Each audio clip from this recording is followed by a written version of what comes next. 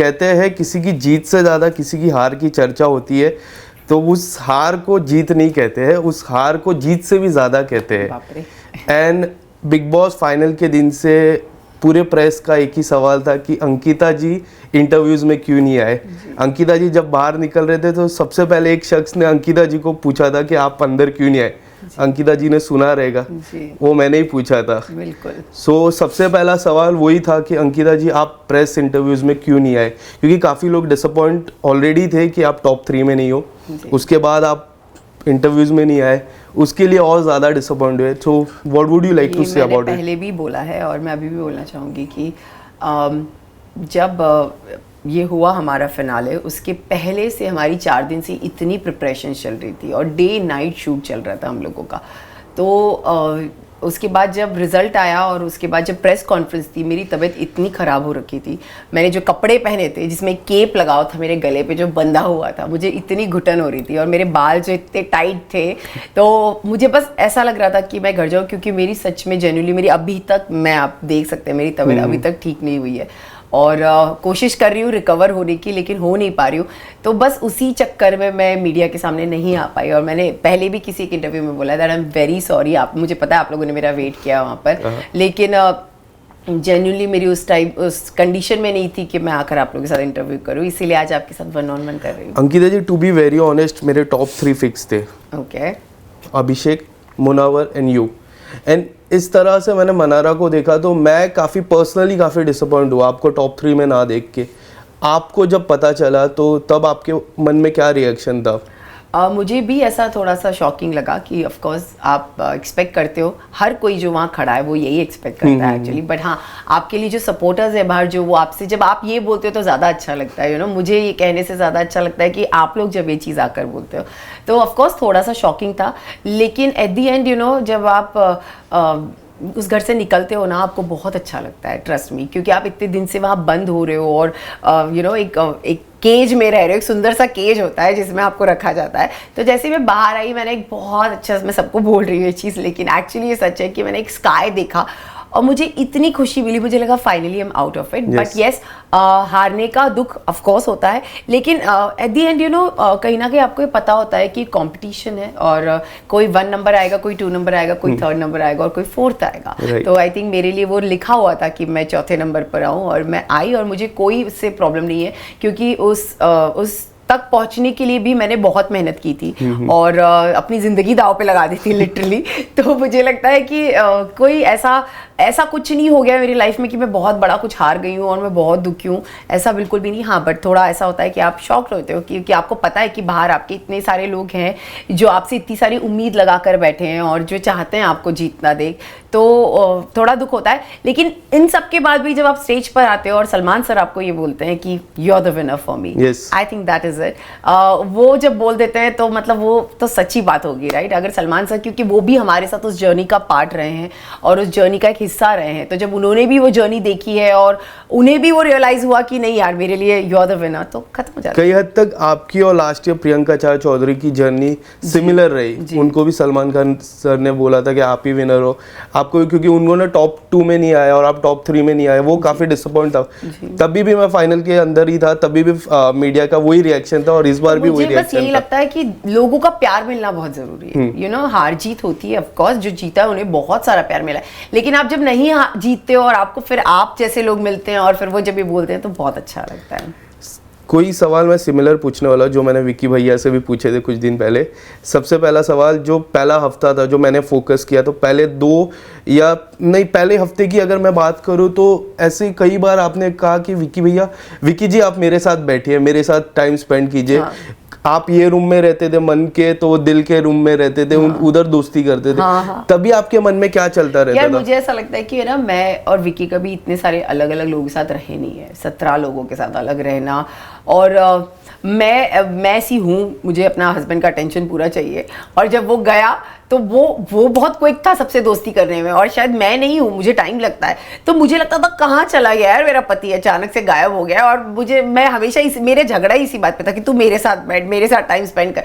But at the and फिर मैंने भी खुद ही चीज़ रियलाइज़ की कि एक गेम है, आपको सबके साथ जेल होना पड़ेगा, आपको सबके साथ पार्टिसिपेट करना पड़ेगा। अगर आप लोगों को नहीं जानोगे तो कैसे चलेगा।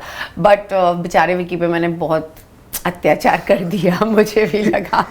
कभी ऐसा लगा सबसे ज्यादा कि अरे आगे ज्यादा एपिसोड देखने के बाद लगा मुझे तब तक घर पे भी एहसास नहीं था।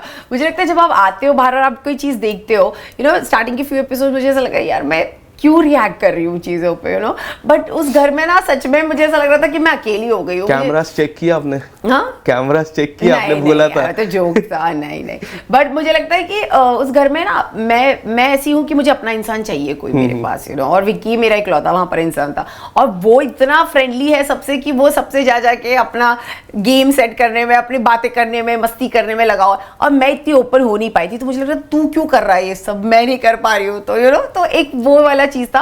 और ऑफ कोर्स मेरा हस्बैंड है तो मुझे हमेशा उसका अटेंशन चाहिए होता है, तो you are more positive about your relation. मैंने जितने भी नोटिस किया है, मैंने प्रेस कॉन्फ्रेंस हो जाए, बिग बॉस की जर्नी हो जाए, या फिर जितने भी इंटरव्यूज मैंने लास्ट 2-3 दिन से देख रहा था, you are more possessive about relationship. I am possessive and at the same time I am very protective about my relationship.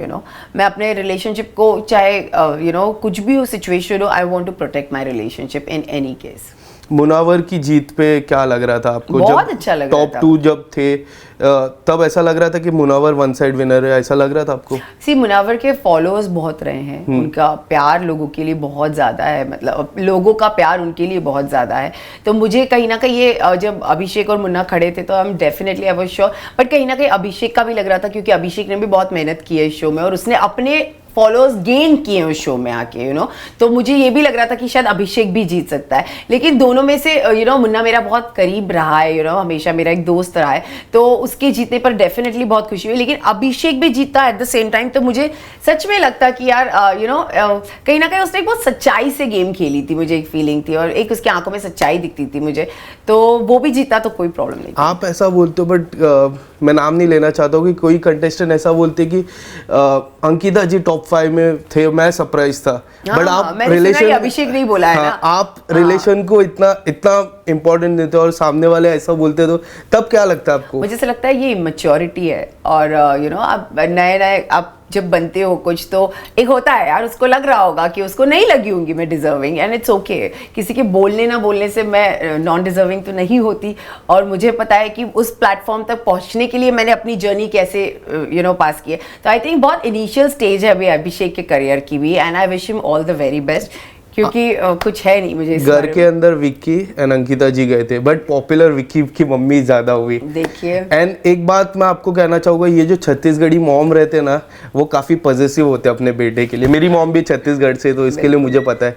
आपने इंटरव्यूज देखे रहेंगे उनके, जितने भी बाहर इंटरव्यूज? मैंने बाहर आके कोई इंटरव्यूज नहीं देखे, लेकिन मैं इतना ही कहना चाहूंगी, जैसी मैं हूं ना अपने पति के लिए पॉजिटिव, वैसे उसकी मम्मी भी है उसके लिए पॉजिटिव, सो इट्स ओके। ये चीजें होती रहती है। उनको शायद विक्की को उन्होंने पहली बार रोते हुए देखा और उनको नहीं अच्छा लगा होगा, तो उनके अंदर से वो चीज निकल गई। ऐसा भी हो सकता है कि विक्की भैया एंटरटेनमेंट बैकग्राउंड से नहीं है, वो बिजनेसमैन है। हाँ, तो पहली बार जब वो टीवी पर आया और उनको और मम्मी पापा हमारे साथ रहे नहीं है इतना, तो शायद उनको हमारी बॉन्ड इतनी अच्छे से पता भी नहीं है।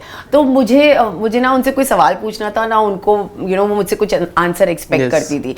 तो it's all sorted, it's all खत्म हो जाती है बातें। जो बिग बॉस में हुआ वहीं छोड़कर अगर हम आगे बढ़ जाए तो ज्यादा अच्छा होगा। ये कन्वर्सेशन एंड करते करते एक छोटा सा सेगमेंट आपके लिए लाया हूँ मैं, जहाँ मेरे पास 5 चीट्स है, आपको एक एक चीट करके पिक करना है। एंड ये है ना, इस पे मैंने अलग अलग लिखा है, जैसा के लिखा है तो किंग, क्यू लिखा है तो क्वीन, जैसा पत्ते में खेलते हैं, तो एक एक पिक करना है। एंड कौन है घर का व्यक्ति आपको बताना है। ठीक है, चलो, इंटरेस्टिंग।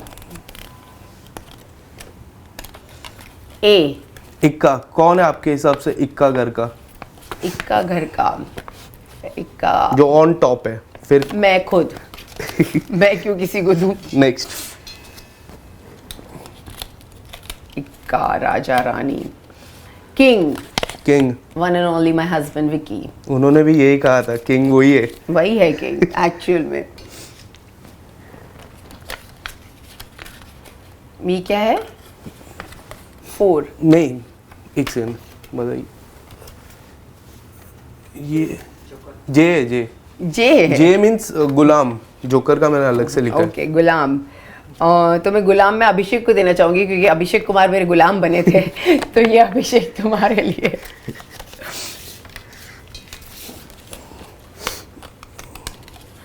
ये है क्वीन। तो क्वीन में देना चाहूंगी खानजादी को। मुझे लगता है वो डेफिनेटली क्वीन है। अगर वो होती, अगर वो सर्वाइव करती तो वो डेफिनेटली उनका गेम जल्दी से पैक हो गया ऐसा लगा। लेकिन मेरी नजर में queen Khanzaadi. Last interesting joker. मैं जोकर देना चाहूंगी समर्थ को। ये हैट्रिक है। मैंने अभिषेक से भी पूछा जोकर, उन्होंने भी समर्थ बोला, विक्की भैया ने भी समर्थ बोला। एक ऐसा कैरेक्टर था घर का जो डेफिनेटली सबको बहुत हंसाता था और उसकी वजह से ना सच में मन लगा रहता था कहीं ना कहीं घर पे, चाहे वो मारा पीटी हो, मस्ती हो, चोरी चकाटी हो, उसने सारी चीजें वो की है लेकिन वो हंसाता था। तो for me you will always be a cute joker Samarth. एक आखिरी सवाल, हाल ही में टी सीरीज के ऑफिस में भी आपको स्पॉट किया, वीर सावरकर भी आने वाली है, किस तरह से 2024 की शुरुआत काफ़ी अच्छी हुई है? How would you like to explore 2024? I think I am very excited for 2024 क्योंकि फिल्म आ रही है ऑफ कोर्स 22 मार्च को। एट द एंड डेट आ गई। एट द एंड मैं वेट कर रही थी बिग बॉस में कि अब आएगा लेकिन नहीं, अच्छा हुआ क्योंकि मुझे मौका मिलेगा प्रमोशंस करने का अपनी फिल्म का। तो आई am very excited for that. और ऑफ कोर्स बहुत सारी चीज़ें हैं, लाइनअप है और स्क्रिप्ट रीडिंग चल रही है और अच्छे प्रोजेक्ट्स हैं। तो जो भी होगा आपको डेफिनेटली पता चलेगा। Thank you so much. Thank you so much. Lovely talking to you. Same here.